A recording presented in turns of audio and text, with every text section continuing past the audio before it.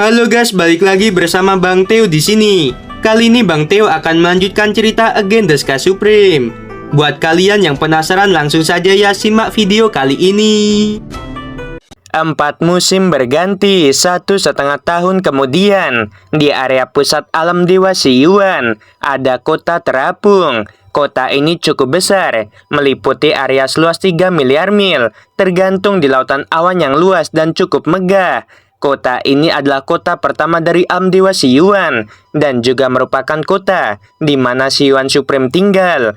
Di luar gerbang kota Dewa Shiyuan, ada 2 gerbang surgawi setinggi 1 juta kaki. Salah satunya mengarah ke alam Dewa Hongmeng, dan yang lainnya mengarah ke alam Dewa Xingtian. Pada saat ini, gerbang yang mengarah ke alam Dewa Hongmeng dibuka dengan suara keras yang memekakkan telinga. Segera, Muzhen Tianxun yang sedingin es dan seperti batu gio membawa Tanyun dan yang lainnya keluar dari gerbang surgawi.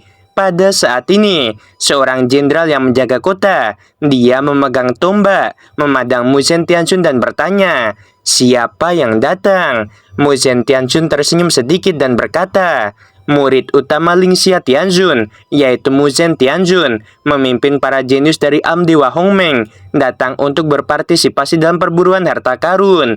Jenderal itu membungkuk dan berkata, "Junior telah mendengar nama seniormu untuk waktu yang lama. Aku tidak berharap kamu telah dipromosikan karena Tianxun. Silahkan masuk."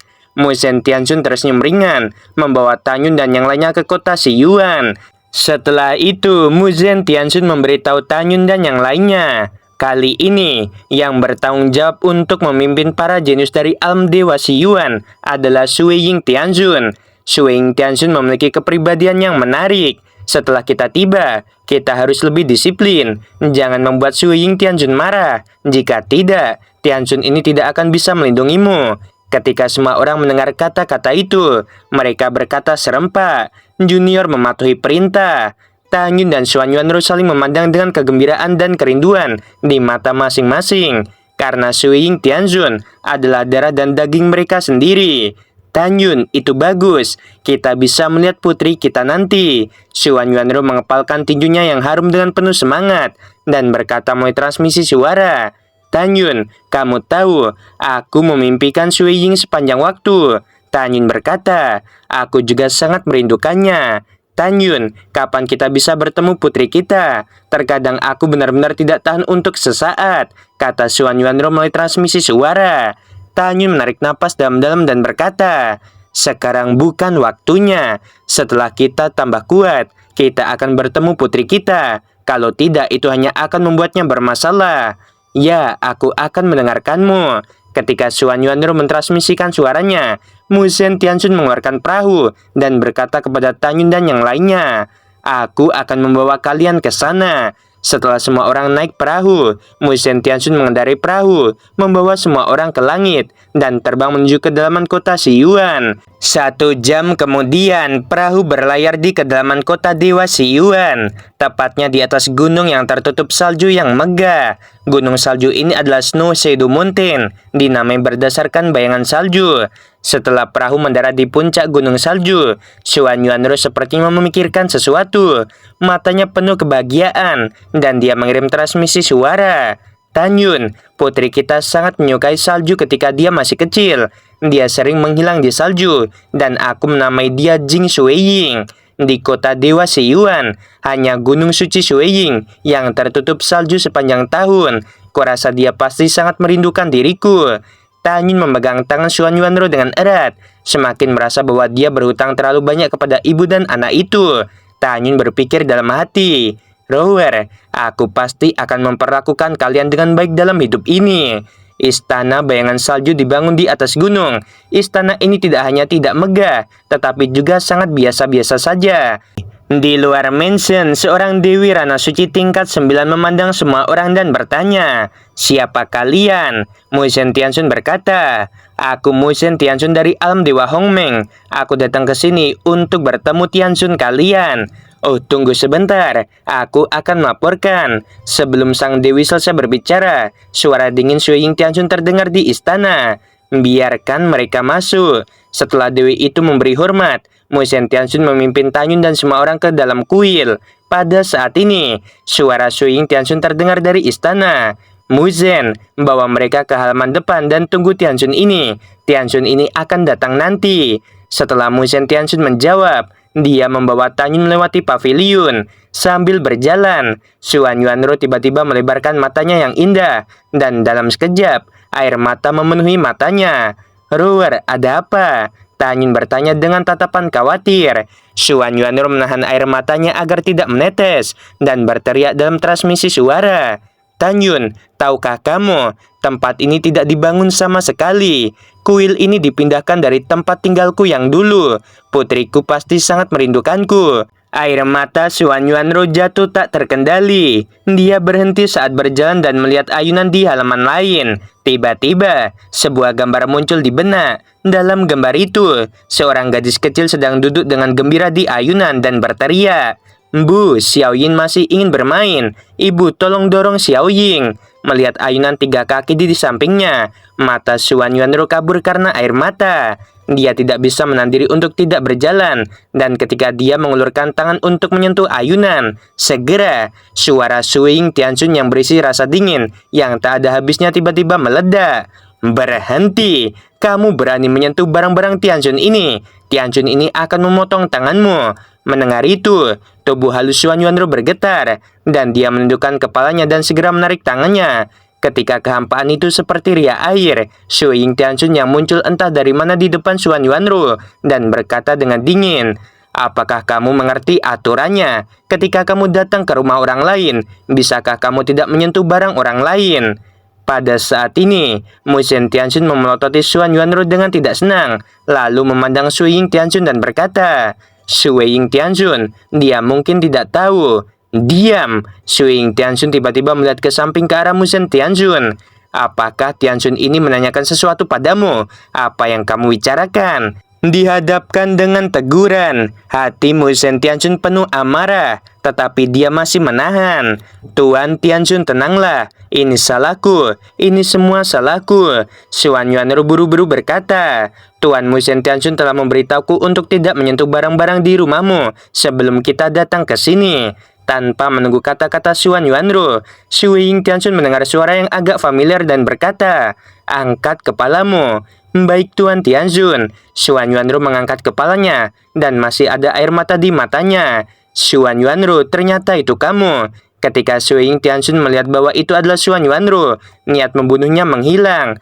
Sejak upacara ulang tahun Li Ximin dan Li Xin selama ribuan tahun, Su Ying Tianxun tidak tahu mengapa setelah melihat Xuan Yuanru, dia memiliki semacam kedekatan. Melihat penampilan Xuan Yuanru yang penuh air mata, Su Ying Tianxun tersenyum dan berkata, "Apakah Tianxun ini membuatmu takut?"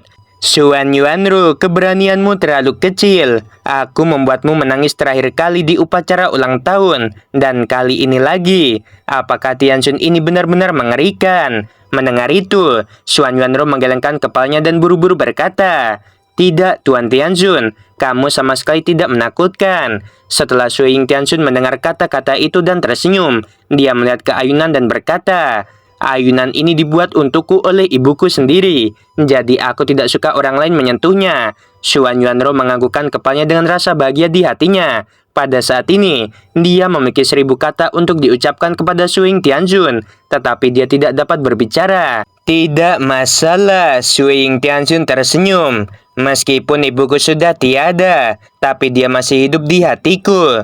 Pada saat ini, bahkan Su Ying Tianxun memiliki beberapa keraguan tentang dirinya sendiri, karena dia tidak pernah membicarakan masalah pribadi dengan orang luar. Tapi dia tidak tahu mengapa, melihat Xuan Yuanru, dia berpikir ingin berbicara dengannya. Namun, dia tidak tahu bahwa perasaan mendalam ini adalah hubungan antara ibu dan anak. Setelah mengatakan itu, Su Ying Tianxun melihat kembali ke Muzhen Tianxun dan berkata, "Alam dewa Siwan kami, jenius yang berpartisipasi dalam perburuan harta karun, sedang menunggu di rumah penguasa kota. Kita akan menemui mereka sekarang, dan kemudian pergi ke jurang mendalam bersama-sama." Setelah itu, Muzhen Tianxun membawa Tanyun dan yang lainnya mengikuti Su Ying Tianxun ke istana penguasa kota. Ada lebih dari 3.000 raja suci dari alam dewa Siyuan yang berpartisipasi dalam perburuan harta karun. Tanyun dan yang lainnya tahu bahwa alasan mengapa ada sebanyak 3.000 Raja Suci dari alam dewa Siyuan yang berpartisipasi itu karena jurang mendalam ditemukan di wilayah alam dewa Siyuan. Perahu surgawi sepanjang 10.000 kaki panjangnya seperti sambaran petir melintasi langit. Di satu sisi perahu ada 214 jenius dari alam dewa Hongmeng, termasuk Tanyun, Xuan Yuanru, dan Li Xiyin. Tidak jauh di belakang Tanyun, Gongsun Sasan yang sudah menjadi Raja Suci tingkat 9 menatap Tanyun dengan kilatan niat membunuh di matanya. Gongsun Sasan adalah putri tertua dari Gongsun Xuangli. Dalam upacara ulang tahun Li Xin dan Li Ximin, Gongsun Yan yang dihabisi oleh Tanyun adalah adiknya. Namun, karena status Tanyun sebagai murid Ling Xia Tianzun, mereka yang ingin menghabisi Tanyun tidak menunjukkan permusuhan apapun kepada Tanyun di wajah mereka. Ketika malam tiba, Sui Ying Tianzun dan Mu Zhen Tianzun berbicara. Jadi mereka memasuki ruang pelatihan di perahu. Di dek perahu, hanya ada para jenius dari 2 alam dewa. Pada saat ini, di antara para jenius dari alam dewa Siyuan, seorang pria muda mengenakan jubah emas. Dia mengulurkan jari, menunjuk Xuan Yuanru dan Li Xiyin, dan menatap Raja Suci tingkat 5 di sampingnya.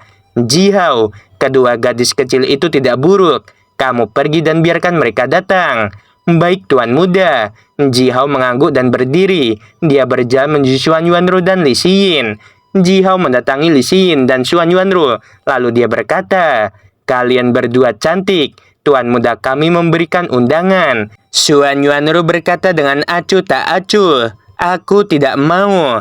Li Xiyin juga menutup telinga. Jihao mengerutkan kening dan suaranya menjadi lebih dingin. "Apakah kalian berdua tuli? Tidak bisakah kalian mendengar apa yang aku katakan?" Tanpa menunggu kata-kata Jihao selesai, Li Ximin tiba-tiba berdiri dan menatap Jihao. "Kamu panggil dia apa?" Jihao mencibir, dan begitu dia membuka mulutnya, Tanyun tiba-tiba berdiri memandang ke samping ke arah Li Ximin dan berkata, "Saudara Li, jangan bicara omong kosong dengannya." Saat berbicara, Tanyun menampar wajah Jihao dengan tangan kanannya. Jihao membusungkan seteguk darah bercampur dengan 2 gigi. Dia tertegun sejenak. Dia adalah satu-satunya putra Raja Dewa Jizan, salah satu dari 12 Raja Dewa teratas dari alam Dewa Siyuan. Dia tidak pernah berpikir bahwa seseorang akan berani menamparnya. "Sialan, kamu berani memukulku." Sebelum Jihao bisa menyelesaikan kata-katanya, Tanyun menampar wajah Jihao secepat kilat. Kedua wajah Jihao bengkak. "Kamu memarahi tunanganku dan Li Xiyin," Tanyun berkata dengan acuh tak acuh.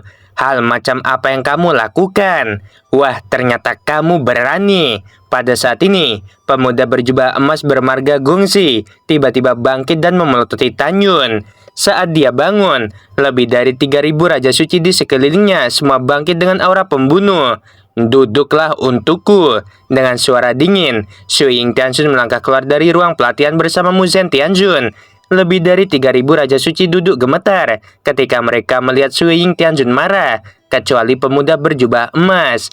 "Gongxi Shenxiong, kamu duduk juga." Sui Ying Tianzun berkata dengan dingin. "Baik Tuan Tianzun."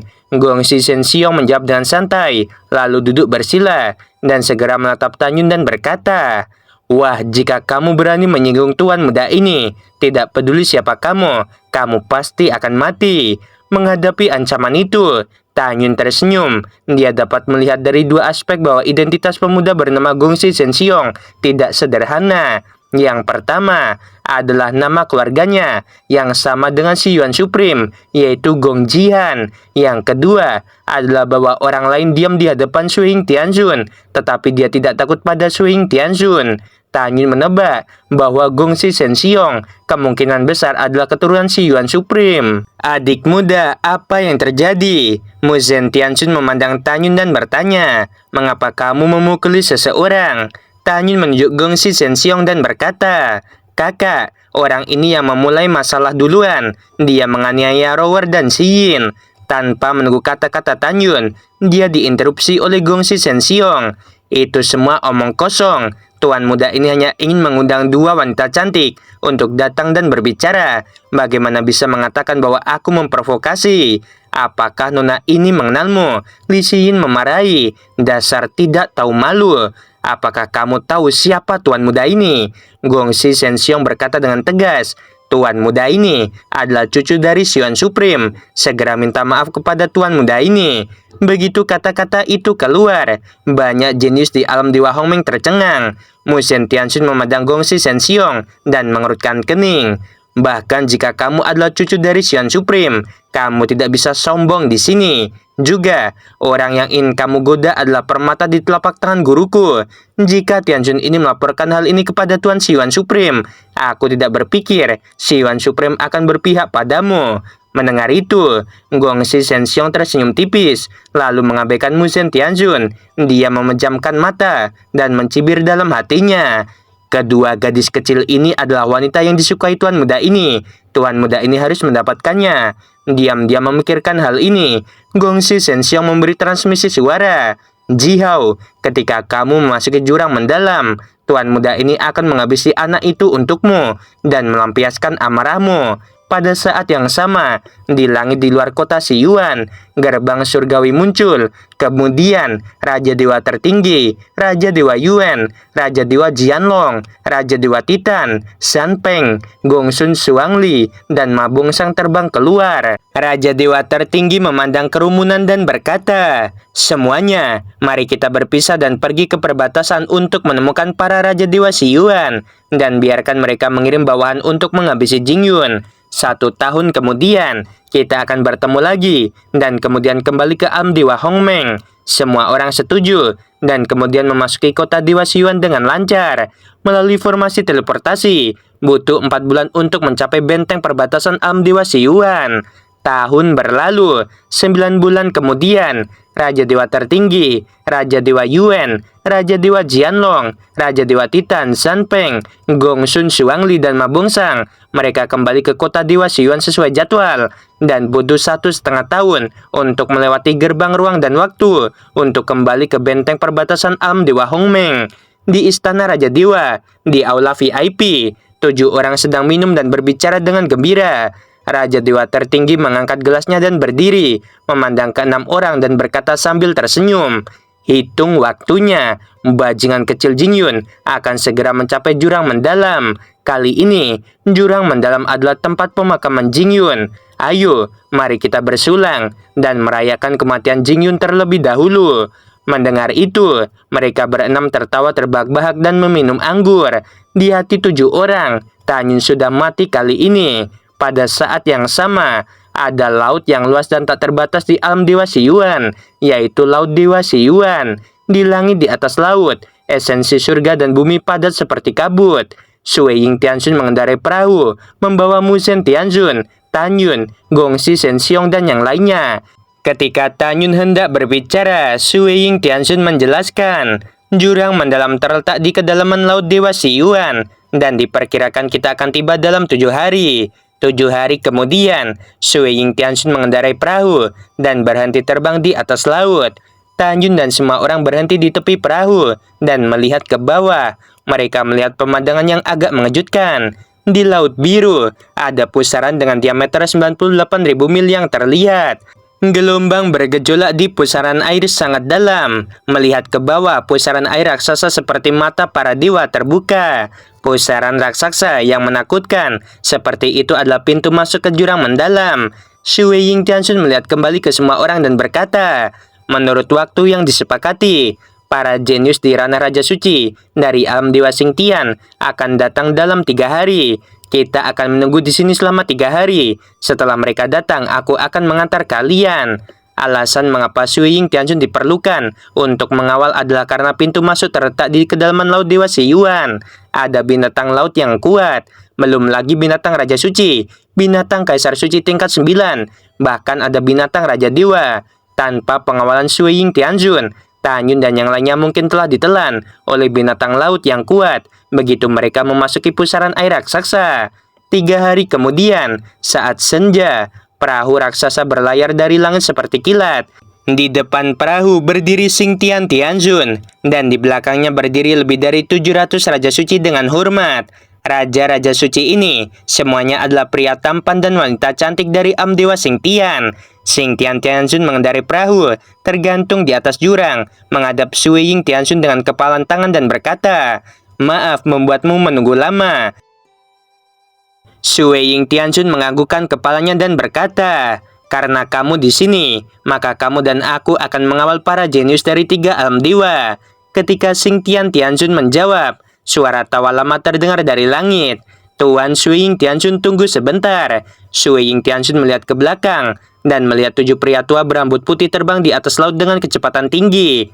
7 lelaki tua itu semuanya adalah Raja Dewa dari Dewa Siyuan, yaitu Raja Dewa Jingkun, Raja Dewa Suping, Raja Dewa Kyuki, Raja Dewa Sihong, Raja Dewa Fangyu, Raja Dewa Weishuo, dan Raja Dewa Lingguan.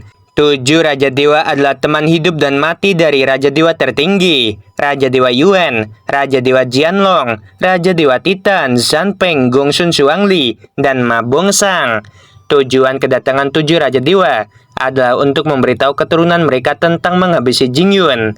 "Mengapa 7 Raja Dewa datang?" Sui Ying Tianxun bertanya. 7 Raja Dewa segera mengatakan bahwa mereka memiliki sesuatu untuk dijelaskan kepada keturunan mereka.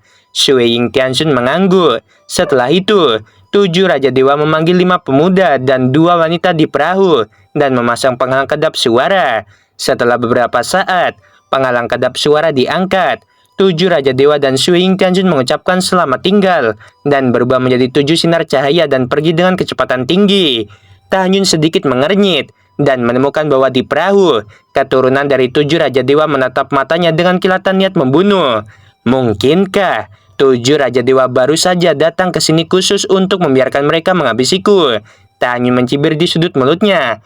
"Jika kamu ingin menghabisiku, maka akan aku biarkan kalian semua mati." Ketika Tanyun berpikir sendiri, Sui Ying Tianxun memandang Tanyun dan yang lainnya lalu berkata, "Kalau begitu, Tianxun ini akan memberitahumu sesuatu. Kemudian, aku akan mengantar kalian ke jurang mendalam." Semua orang berkata serempak, "Baik Tuan Tianxun." Sui Ying Tianxun sedikit mengernyit. Ada penghalang yang diatur oleh kekuatan alam semesta terakhir di pintu masuk jurang. Bahkan guruku dan Xingtian Supreme tidak bisa menghancurkan penghalang. Maka sangat mungkin penghalang ini diatur oleh para dewa leluhur dari alam semesta terakhir. Guruku dan Xingtian Supreme secara paksa melepaskan kesadaran ilahi dan memasuki jurang. Mereka menemukan keberadaan api dan juga samar-samar melihat keberadaan kota kuno di dalamnya. Oleh karena itu, dinilai ada harta karun. Kali ini, tujuan sebenarnya dari membiarkan 3 jenius dari Dewa bergabung untuk memasuki jurang adalah untuk membiarkan kalian semua mencari harta dan menyelidiki dalam proses berburu harta karun. Jika kamu menemukan sesuatu yang aneh, gambarlah setelah meninggalkan jurang dan serahkan kepada para Tianxun. Jika penemuan seseorang berharga, guruku dan Xingtian Supreme akan memberikan hadiah. Apakah kalian mengerti? Ketika semua orang mendengar kata hadiah, mata mereka tiba-tiba berbinar dan mereka berteriak, "Junior mengerti." Sui Ying Tianxun berkata lagi, "Selain itu, kalian semua jenius dari 3 dewa utama. Setelah memasuki jurang, kalian harus saling mendukung dan jangan bertarung secara pribadi. Tidak peduli siapa yang melanggar perintah, kalian akan mendapatkan hukuman berat." Begitu kata-kata itu jatuh, Sui Ying Tianxun menyingkirkan perahu dan menyelam lebih dulu. Yang lain mengikuti. Tidak lama kemudian, para jenius mengikuti.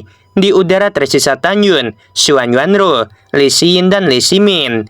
"Yuner, tunggu dulu." Xingtian Tianxun terbang ke langit sambil tersenyum, melayang di samping Tanyun dan yang lainnya. Tanyun membungkuk. "Jangan terlalu sopan." Xingtian Tianxun memandang Tanyun dan berkata, "Yuner, meskipun ada harta, aku khawatir ada juga bahaya. Kekuatanmu lebih kuat dari Xin dan Ximin. Setelah masuk, kamu harus bersama terus. Jika menghadapi bahaya, kamu harus melindungi yang lain." Tanyun membungkuk dan berkata, "Tuan Tianxun, yakinlah, generasi muda akan melindungi Xin dan Ximin dengan baik." "Baiklah, itu bagus." Xingtian Tianxun tersenyum. "Ayo pergi, aku akan membawa kalian masuk." Setelah berbicara, Sing Tian-Tiansun dengan ringan menjentikan lengan kanannya. Segera, 4 tirai cahaya yang kacau menyelimuti Tanyun, Xuan Yuanru, Li Xiyin, dan Li Ximin. Segera, mereka merasakan kekuatan pengikat yang tak terlihat membungkus mereka, dan mereka bergegas ke air laut yang dingin. Oke guys, sampai sini dulu. Gimana nih? Udah Mimin tambahin durasi sedikit dulu ya. Ya, sementara karena mumpung Mimin ada waktu, jadi Mimin tambahin durasinya dulu teman-teman ya. Oke, I don't like-nya ya. Selain like ya, kalian bisa sawer ya di link di kolom deskripsi maupun di komentar ya. Dan sebelum video berakhir, Mimin mau bilang sungguh membagongkan. Terima kasih.